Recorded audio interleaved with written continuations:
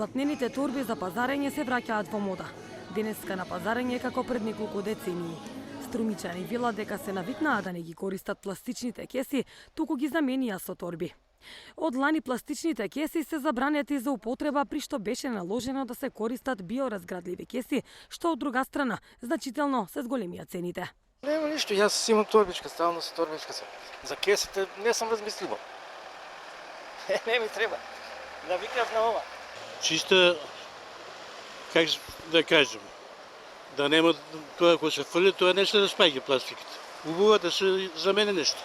Вие кога пазарувате какви кеси користите? Треба. Торба и повеќе носиме книжни или овие.